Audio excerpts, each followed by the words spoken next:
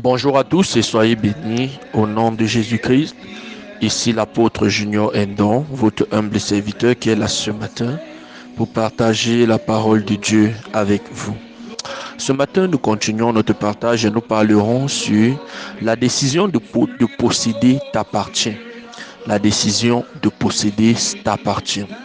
Dans Josué chapitre 18, verset 3, il est écrit, Josué dit aux enfants d'Israël, jusque à quand négligerez-vous de prendre possession du pays de l'Éternel, le Dieu de vos pères, vous a donné.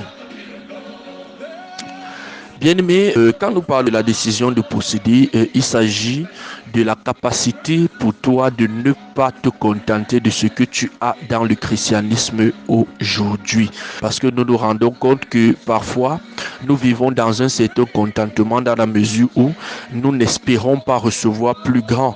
Et nous avons l'impression de juger. Bon, juger c'est peut-être un mot très fort, mais nous avons l'impression de trouver que ceux qui demandent que la totalité des promesses de Dieu s'accomplissent dans leur vie, nous pensons que c'est un peu exagéré. Je me souviens à un moment donné au début de ma foi, je trouvais que ceux qui parlaient par exemple de l'argent, de la richesse, qui espéraient en cela, qui avaient la foi en cela, je pensais que ils faisaient un peu trop. Je pensais que la vie chrétienne, n'est-ce pas, d'une fois que tu es sauvé, c'est ça la priorité. On n'a pas besoin de plus, on n'a pas besoin de prier pour l'argent, d'espérer en ses promesses concernant le domaine financier, un ensemble de choses pareilles. J'étais limité juste sur ce domaine, disant que nous avons juste besoin de salut. Et ça, c'est l'attitude de beaucoup de personnes.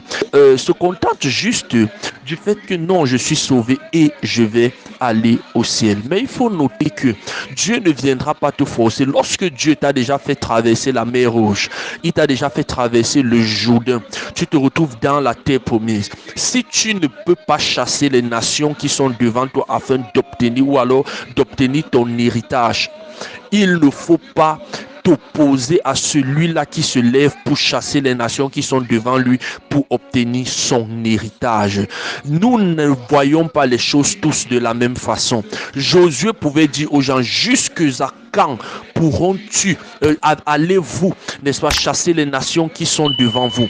Parce que si vous ne les chassez pas, ils seront un piège pour vous. C'est le problème des chrétiens aujourd'hui. Nous ne voulons pas obtenir la totalité des promesses. Nous ne prenons pas la décision de combattre jusqu'à l'obtention de tout ce que nous sommes censés obtenir en Christ Jésus, obtenir le repos en Christ. Mais lorsque nous sommes là, nous disons que non, nous voulons seulement partir au ciel. Bien-aimé, si tu ne chasses pas ces nations, si tu ne prends pas possession de ce que l'Éternel t'a donné, ces nations seront un piège pour toi. Oh, la pauvreté que tu es en train de laisser dans ta vie là, cela sera un piège pour toi. Oh, la maladie que tu es en train de laisser dans ta vie là, cela sera un piège pour toi. Les esprits maléfiques que tu refuses de chasser, oh, les puissances de ton village que tu refuses de combattre, toutes ces nations là seront un piège pour toi. Si tu ne dis pas, je me lève pour avoir la totalité de mon héritage, tu auras des problèmes. J'étais en train de dire ici une fois, Moïse a combattu Pharaon pour faire traverser la mer Rouge. Après le désert, c'était maintenant les nations qu'il fallait combattre. Devenir enfant de Dieu est une étape aussi importante qu'elle est. Mais il faut noter que lorsqu'on devient enfant de Dieu, l'une des responsabilités que nous avons, c'est de combattre pour l'obtention de la promesse, l'obtention des promesses de Dieu, l'obtention de ton héritage. Si en fait tu ne combats pas pour obtenir, n'est-ce pas, entrer en possession de ce que Dieu t'a donné en Jésus-Christ, je peux te dire, je peux te rassurer que en ce moment, la vie que tu as sera un problème pour toi. Et tellement tu seras secoué par cela, à un moment donné, tu vas commencer à dire que c'est quel genre de foi. Il sera possible que tu retournes en Égypte. Combien de personnes aujourd'hui, à cause des frustrations en tant que chrétiens, se retrouvent en train de rétrograder à cause des frustrations, des difficultés? Satan parfois ne t'empêchera pas de travailler, je veux dire de quitter le monde. Et tu vas bien croire en Jésus, mais il va mettre tellement de pression venant de la vie, des difficultés, des obstacles, que lorsque tu vas rester comme ça, tu vas regarder partout, tu vas dire qu'il valait mieux pour moi, n'est-ce pas, de ne pas croire en Jésus-Christ. Et c'est ça le véritable problème de certaines personnes. Regardez parfois certaines personnes. Parfois, ils étaient plus heureux quand ils étaient dans le monde que lorsqu'ils croient en Jésus. Parce que les esprits maléfiques ont la responsabilité de les frustrer au maximum afin qu'ils abandonnent la personne de Jésus. Et si tu dis maintenant que tu ne combats pas ces esprits maléfiques, si tu ne prends pas la décision, si tu ne prends pas l'engagement de t'opposer à tout ce qui est anti-Jésus,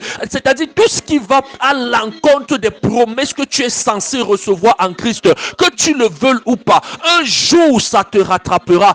Un jour tu te poseras la question: pourquoi est-ce que socialement parlant je suis à tel niveau? Pourquoi est-ce que je n'avance pas dans la vie? Pourquoi est-ce que je ne progresse pas dans la vie? Pourquoi est-ce que je n'évolue pas? Beaucoup de gens pensent qu'il suffit seulement d'être dans le volet social, ou alors qu'il suffit seulement de se focaliser sur le social, commencer à travailler. Le spirituel a une valeur importante dans ta valeur sociale, parce que lorsque Satan bloque tes activités, en ce moment-là, tu ne peux plus rien faire dans le social. C'est pourquoi tu dois te lever pour combattre les ennemis de ta destinée. Tu dois te lever pour combattre ces nations des Cananéennes afin d'obtenir ce que tu es censé obtenir. Si tu ne combats pas, le diable que tu négliges aujourd'hui, sera un obstacle pour toi demain. Les puissances maléfiques que tu négliges aujourd'hui, cela sera un obstacle pour toi demain. Je m'en fous de ceux qui pensent que, n'est-ce pas, les esprits maléfiques n'ont plus de valeur pour les chrétiens, sous-entendant que nous sommes devenus une nouvelle créature. Tu dis ceci parce que certainement tu ne connais pas, tu ne vois peut-être pas dans le règne spirituel, tu ne comprends pas les réalités de l'esprit. Bien aimé, il faut noter que même les autels de ton village, il faut que tu les combattes. Sinon, étant enfant de Dieu, tu auras des répercussions. Même les puissances maléfiques autour de toi, tu dois les combattre afin de t'imposer dans l'environnement dans lequel tu es. C'est la raison pour laquelle la Bible nous dit, n'est-ce pas, jusque à quand négligerez-vous de prendre possession du pays que l'Éternel, le Dieu de vos pères, vous a donné? La décision de posséder t'appartient. La décision de prendre l'héritage t'appartient. Ça n'appartient pas à Dieu, ça n'appartient pas à ton pasteur, ça t'appartient à toi et à toi seul. Si tu ne te lèves pas et tu ne dis pas assez, c'est assez, je veux que ma situation change, je peux te rassurer, ta situation restera la même. Et lorsque les conséquences surviendront, tu auras seulement tes yeux pour pleurer. Mais je suis venu comme un homme de Dieu pour décréter et déclarer dans ta vie: à partir de maintenant, le courage est ton partage. Tu te lèves comme un homme afin de combattre toutes ces nations, tous ces esprits maléfiques, pour maintenant détruire toute influence de cela sur ta vie, afin d'être libéré pour expérimenter le repos en Christ dans le nom puissant de Jésus-Christ.